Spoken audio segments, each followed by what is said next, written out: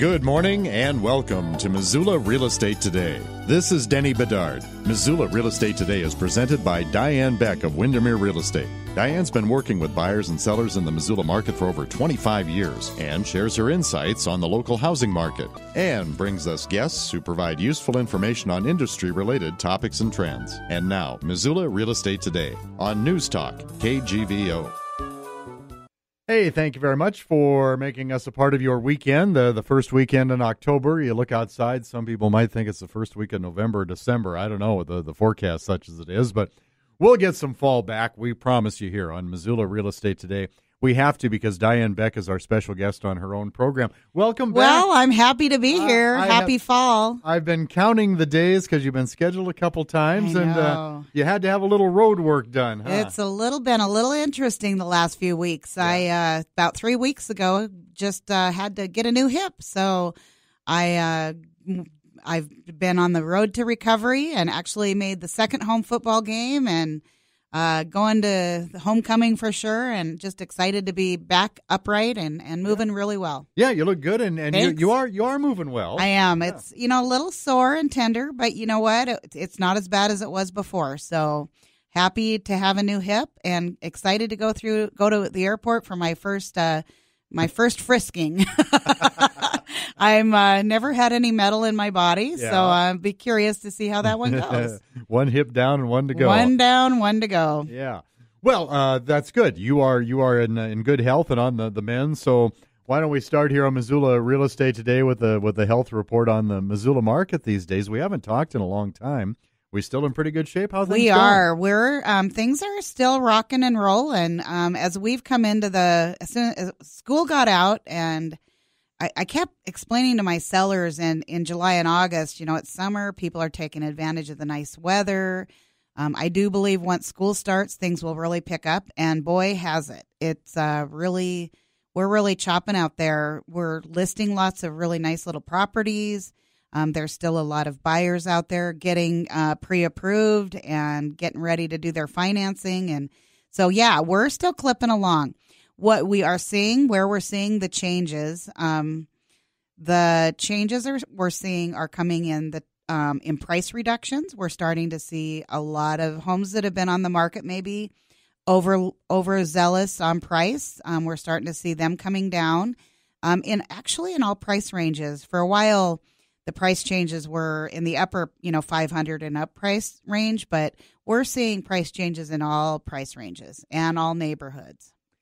Is some of that due to the housing market was so hot and there was such a demand and prices were quite high? Were there, would you say, some sellers that thought, well, I don't really need to sell, I don't necessarily have to move, but why don't I give it a shot because I might get a pretty good price? Was there some of that maybe isn't there now? I think there's a little bit of that. I think there's a little bit of that in every single market. I think that we just had such a fast and furious market when you go to list your house and your neighbor had, multiple offers and you hear these stories. Of course, you get a little bit excited. And I think most people, that sincerely put their house on the market to sell it. And, we have a conversation with our sellers early on if we are pricing too high.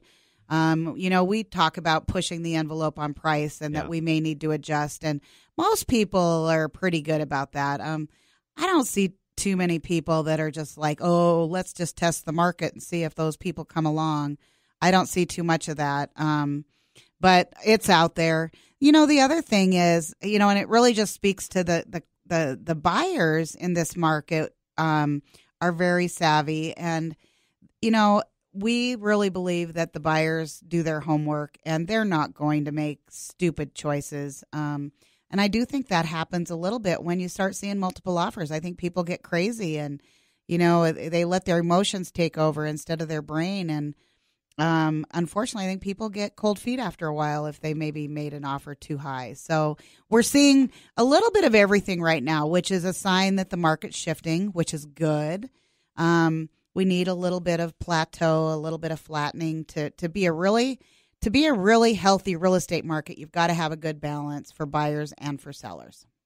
This is Missoula Real Estate Today, presented by Diane Beck of Windermere Real Estate. Our guest, Diane Beck of Windermere Real Estate, from a From a perspective buyer's standpoint, Diane, people coming to you with inquiries, any glaring deficiencies? You know, if Missoula had more houses or developments like that, whatever that might be, we could sell those in a hurry? Sure. You know what we're missing, and I've said this for 15 years, so not seem a whole lot is changing. Yeah. What we need is a very affordable, and when I say affordable, I'm thinking 300 or under, which hard to believe 300 is affordable. One level living. We need, a lot of people are downsizing. People our age, Denny, are starting to downsize. We're seeing folks that maybe the kids are off to college and they're empty nesters and they've got big houses with big taxes and overhead and starting to see a lot of people downsizing. There's just not a lot of one level living in that, mid threes to the high twos range. We'd like to see more of that, but there's some, but most of it's higher than that. You said hard to believe that 300K could be classified as affordable. About where are we now on medium home prices? I haven't looked at the numbers for a couple of weeks. Probably the low 300s. Okay. I think we'll probably get our statistician Brent Wahlberg in here in the next few weeks and have a conversation because he knows those numbers really well. I look at them, but it's been a little while with my surgery and all. So what's most important that people need to know is interest rates are still low. I mean, they're hovering and remain hovering in the high threes, low fours. And so that is what really helps generate our market and keep things moving. For every little 0.5% or 0.25% of interest that you can save, that's more house you can buy. And in a market where 300 is, kind of the affordability level, every little bit of interest helps a lot. So for the buyers out there, don't be discouraged if you're in the 200, under 200 range, under 250 range. There are products in the market for everybody in all price ranges. We just sold a really nice little condo under 200 and happy, people are happy to have something. But those sell really fast. So we're just starting to see a lot more hitting the market. That's the good news for the buyers. Rates are still low and a lot more inventory is starting to hit. You brought this up at the top of the show as we start to move into, historically anyway, a little bit slower time of year. Do you see any indicators yet, positive or negative, that might be revealing for 2020? All economists and reports that I'm seeing and hearing say that with rates staying low, housing should stay strong another year or two.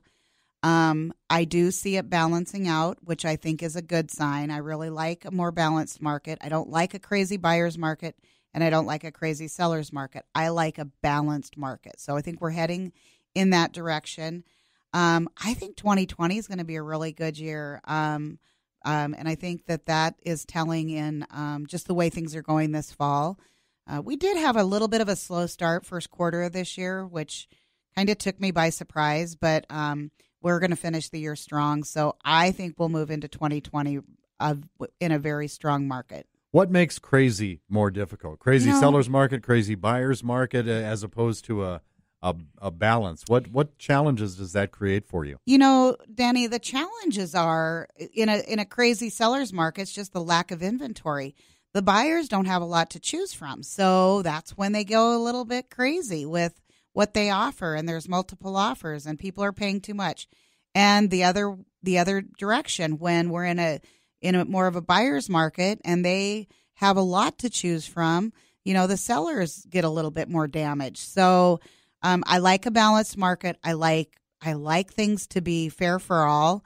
I've been through a lot of negotiation training. I'm on the Hellgate Elementary School Board, so we've done a lot of school board negotiation training over the years. And the saying is win-win. We want the buyers to win and the sellers to win, and you don't get that feeling when it's lopsided one way or the other. So I like the balance. I think the buyers feel they're making better educated decisions. Sellers are feeling they're getting fair prices for their homes, and it's just not as crazy. Yeah.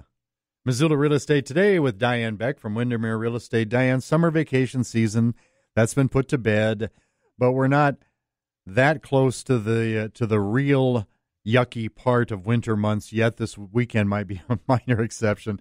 Holidays still a couple months away. To me, this is an opportune time to get the buyer's attention. You've got more eyeballs on your property staying in town, not thinking about the fair coming up, or the kids are going to go visit grandma for a couple weeks. All of that's behind. It seems to me, seasonally speaking and timing wise, pretty opportune. Am I being too idealistic there? No, you're not. And I think that really is showing in the way our phones are ringing and the people who are getting their properties on the market this late in the game or in the late in the year. It's not really late in the game, late in the year. You got buyers still getting pre-approved and moving around. So this is a great time because, for the people who wanted to get their kids settled in the new school, we're all past that. And that's why, like in June and July and August, I've told my sellers, after school starts, things will pick up just because there's more concentration. People are back into their routines. And fall is spring's a great time to buy a house, but fall is really a really good time. People are putting their houses on the market right now, are motivated to sell. They're relocating either across town, across the state, across the nation. Not too many people are putting their house on the market in the fall that are just going to test the market. Those are spring people. Mm-hmm. That happens more in the spring. So I think we are going to have a very strong, few months. I don't see it slowing down till probably sometime after Thanksgiving. You brought up attractive interest rates. I'd like to expand on that a little bit because we talk a lot about average home price and what a challenge that can be for a lot of people. But if you believe that you can afford to take the plunge and it's time to borrow the money, what have you seen in mortgage loan companies, besides the interest rate, that perhaps make it easier now than it was in the past? A few more programs, different options, things like that? Yeah, so we basically, there's a lot of opportunity out there in the finance areas for buyers. We've got all these, every kind of loan you ever really wanted, except the bad loans that they were doing back when the market, went crazy. We don't have those, which is a good thing, but there's just lots of opportunity. And so people are like, I'm a first-time home buyer. I'm not sure how my credit is. What do I do? Well, let's talk to a lender. Let's see what's available out there. I always want buyers to talk to lenders first. I think that's really a key indicator that they're serious. And then we can go find them a house. And there's all kinds of programs. There's all kinds of financing out there.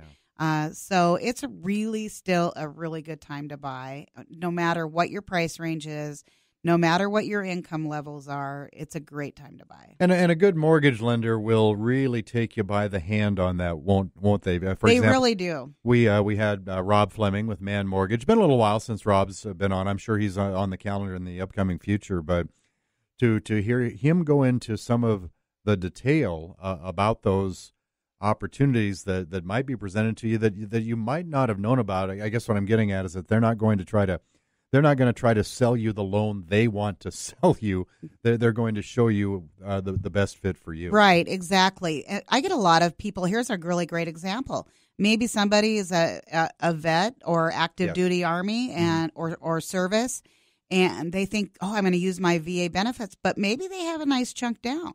So maybe the VA loan's not best for them. They, 20% down conventional is probably going to cost them a little less. So you might have in mind the type of loan that you think you might fit into, but your lender, a really good lender like Rob or Miles, will put you in a product that it makes the most sense for you for the short term, for the long term, for what your finances are.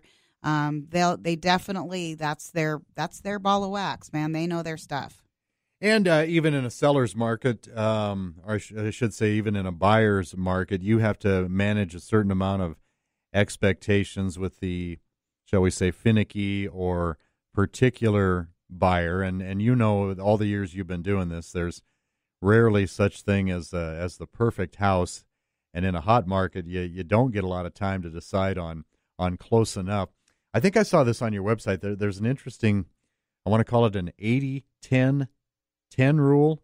Is that right? That I think is a pretty good formula. That if you can live with, 80% of it is good. 10 is live with it. 10 of it is we'll work on that down the road. Yeah, exactly. I'll tell you, anybody that hasn't taken the first-time homebuyer class needs to take it, because it really, I don't care what price range you're in or how much money you have, that first-time homebuyer class is really good for people to get a budget down, to get a really good understanding of where their money goes, and it really helps a lot of people. So I really recommend that for anybody, regardless of whether they're a first-time homebuyer or not. I don't think you've ever brought up a first-time home buyers class. How does that work? They talk about it a lot. Well, Homeward does that first-time home buyers class. A lot of real estate agents in the market, they'll partner with a lender and do a first-time home buyer class. But basically, they just talk about how you budget. There's just a lot of little things that they can really help you with. Yeah. We'll get someone in here and talk about that a little bit more. I'm still hung up on my percentile numbers, because not only the financing aspect, but also when you're choosing a home and you're looking at a home, pretty rare, isn't it, that you're going to find the home that is 100% perfect, that meet or exceeds every one of your expectations. Yeah, there's got to be a little give and take there. Yes, I talk to people about making sure that they do their pros and cons. What are the things that they really, really have to have? What are the things they definitely don't want to have? And then what are the negotiables? What are the items that you might have fireplace on your list on one side, but if you found a house that had everything you wanted except the fireplace, would you consider that house? And because it's pretty hard to find people and find 100% of everything on their list. Of course, unless they're building a new house, and that way they can put everything they want into their new house. And of course, the budget determines that. And so, it's, that's one of our first things that we talk to buyers about, is making a list of what you have to have, what you definitely don't want to have, and what are the negotiables. Where can you have some negotiables? Because when we're out looking, that's what we want to help define. Another thing you guys do a great job of in not just the house, as far as your specifications and the things that you would like to have, maybe some of the things that you could compromise and live without. But now we get into as well, location, neighborhood, how close is it to my job, or how's the traffic flow getting home, and things like that. But you guys do a great job of kind of detailing that for prospective buyers too. We do. I think people are very much into convenience and commute time, and so we talk about that a lot. I mean, if you're living on the south side of town and you're working on the far north side of town, or east or west, I mean, what's your travel time across town? So we have people, we tell them, look at the proximity, drive it a few times, at different times of day if you can. And, price range does sometimes determine where you're going to be. But for the most part, if you're central Missoula, you can get anywhere pretty quick. So that's one of the things that we like to look at too. And proximity, how far to shopping, where's the bus stop? I have one family that they use the bus all the time. They want to be on the bus route. So that's a non-negotiable for them. So we'll find them a home on the bus route. A special thank you to some of Diane's marketing partners that help bring you Missoula Real Estate Today every weekend on KGVO. Rob Fleming with Man Mortgage, Miles Link of Opportunity Bank of Montana, and Carol Blodgett from MakeItMissoula.com. And our guest this week, Diane Beck from Windermere Real Estate. Okay, I'm going to backtrack again here, Diane, to the home loan process. Very detailed for a lot of reasons, obviously, and so many little do's and don'ts along the way. What advice or checklists can you share with prospective home buyers to help them avoid some pitfalls along the way that they might not have thought of? Sure. You know what? And that's a good lead into my new listing. So what buyers need to think about, we have a buyer information packet that we share, whether it's electronic or a printed version. So we have that in writing that we hand to our buyers, and it kind of is their roadmap, if you will, for what to expect and what will happen. And We really help walk them through the process, giving them the information they need, answering their questions, making sure they're getting their financing. But the most important thing is getting out and looking at houses. I mean, people need to understand that until they actually go look, we can sit and look at on the computer all day long. But when we get out and start looking at things, that's when it really gets exciting and things start to gel.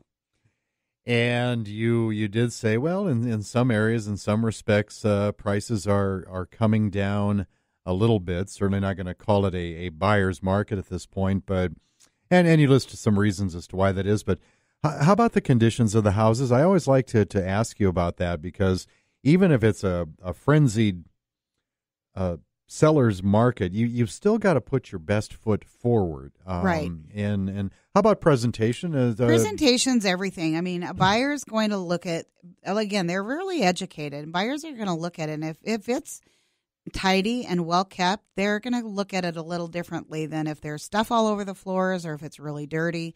So those are the things that we talk about with our sellers pre-listing, and we want to make sure that their best foot's forward and that they shine when they hit the market. Because buyers are, especially now that we're seeing more inventory, there's more for them to choose from. There's not going to be, I think a seller needs to put their best foot forward in any market, regardless. But in a market where there's a little bit more competition, boy, you better be looking sharp the minute you hit the market. And because the first 2 weeks on the market's a big deal. And the buyers are going to look at it, and if you're overpriced or you have too much work to do, you haven't taken care of the details, they're going to pass you by, and they'll keep an eye on it. If they like the house and they like the location, they'll keep an eye on it and wait for your price to come down. And that goes back to you managing their expectations as well. We talked about buyers' expectations, but sellers' expectations, and you've got to make sure that sellers they're not getting overconfident that their house will sell just because it happens to be in Missoula. Right, exactly. There's a buyer for every house. Some of them take a little bit longer. And that's when we look at a house and we look at the floor plan, and we know what buyers are looking at and what they're looking for. And so those are conversations we have with our sellers in advance of getting it on the market and setting their expectations. Yeah. I mean, if they have a funky floor plan, they're not going to get top dollar. They're going to get top dollar in their range, but they're not going to get maybe the same square footage that their neighbor did, because if their floor plans, not as functional as that, the floor plan functionality is a big deal for families. And so it definitely changes your value a little bit. Those are conversations we have with sellers up front. Yeah, and those kinds of things, of course, style and taste change over the years. I mean, when I was a kid, the house I grew up in, it was all dining room and living room, little bit of bathroom, little bit of kitchen, because that was kind of how the family unit functioned back Absolutely. then. And I'll bet you have just seen all kinds of I've seen it all. In taste and preference these days. Yep. We really definitely have seen it all. We've experienced it all. We're ironically, when we go meet with a seller, we've talked to 10 different buyers, and we know what the buyers like and are looking for. Yeah. And does it change? Oh, yeah, it sure does change. It changes with the times. It changes with the generations. It changes with the price range. I mean, so sellers need to understand it's not anything personal. They may love their floor plan, but that doesn't mean that every buyer is going to love that floor plan. And so that's a conversation we have to have. Do you see any trends there? You've got buyers coming in, and they go into a house and they say, oh, gosh, I thought the blank was going to be a lot bigger. We really want much bigger whatever. Interestingly enough, last week I showed a house, and the pictures and the house did not match. So we literally walked in the front door of this gorgeous house, and buyer and I caught each other's eye, and I said, I knew what she was thinking. I go, this is much different than the pictures show. So, I think it's pretty interesting that it's amazing what people can do with photography. Yeah. And that's one of those reasons you got to get out and start looking at houses, because that really helps us determine what people like or don't like. But when when you know your clients really well, you can almost read their mind. And that was kind of a fun experience. But gorgeous house, wrong floor plan. Yeah, Didn't know until we got inside. They weren't the wrong pictures. They just didn't. No, they weren't. It didn't photograph well. They had actually the pictures were really well. It's just hard to piece them all together until you walk in the front door. So, but anyway, that's just one of those things, and that's why buyers need to get really well educated on what they're looking at and understanding what they like and don't like, and that's okay. That's why we like them to have their checklist. So, would you say, as far as the median price of Missoula housing, you haven't looked at the latest, most updated info, but would you say that the asking prices are way above national averages? Are we pretty close to being right in line with market trends, things like that? Yeah, I think Missoula's always a little bit behind the rest of the country, and I think we're in line with the general trends, what we see through the National Association of Realtors. We got the home buyer and the home seller profiles. We're pretty general, not a lot of big changes there, but it's in our market is always a little bit behind the trends that are happening in national markets. It's just a little slower paced here, and things are a little bit different. And but we adjust, which is great, because when I attend the National Association of Realtors conferences, I'm out there and I get to hear what's going on around the country. And it's very typical. Missoula is just a little bit behind the times, but we're with HGTV and all the great websites out there. People are really trending with today's stuff, so it's pretty cool. Yeah, and this has a lot. It has at least some to do with age group of prospective buyers, but if you have older buyers, they're not necessarily looking for a lot of steps to climb and things like that. But that's not really necessarily an issue with young home buyers. In infill housing, there used to be kind of a yucky term, but you see a lot more tall, slender dwellings, primarily in inner parts of town, and it just seems like folks are a lot more receptive to those. Just to be able to live so close to everything, right. and yeah, my square footage, that's a little small, but I don't need that much square footage right now. Right. Yeah, and that is really a trend. People are downsizing, and less is more, and we're seeing that quite a bit in all age groups, which is really interesting. Yeah, that is interesting. And so people will if they want convenience, they'll definitely know they're going to be in a little bit smaller footprint. They may be the upstairs, downstairs, situations. Maybe a condo, maybe a townhouse, maybe a single family. So it just depends on what people want. The other thing is a lot of young people, they don't want any maintenance. They don't want to have to mow their lawn. They want to go spend the summer on the river and the winter on the ski slope. So they're not as they're more inclined to go condo or townhouse and not have to take care of anything. Well, before we wrap it up here, we got to be able to get a hold of the Diane Beck with Windermere Real Estate marketing team. That's a pretty good team to get a hold of, It right? is. Speaking of that, we've got one of those tall, slender new listings. Very good. It's a really cute condo over on South 3rd, just a couple blocks from the Good Food Store. A 3-bed, 2.5 bath, about 1,100 square foot condo, listed at $234,900. Just hit the market this week. So for those that want to be on the bus route or close to the Good Food Store, literally walk can just about get anywhere from that point and down on South 3rd Street. So give us a call. The Diane Beck team, we're on the phone or on our email almost all the time. Not 24/7, but we're easy to get a hold of. My cell number is 406-360-7654. Super easy email address, dianebeck@realtor.com.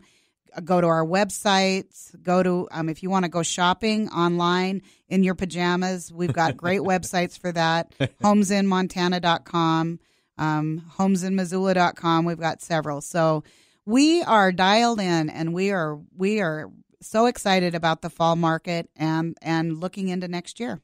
Great seeing you. As always, continue to mend well. Sounds good, Denny. Thank you so much.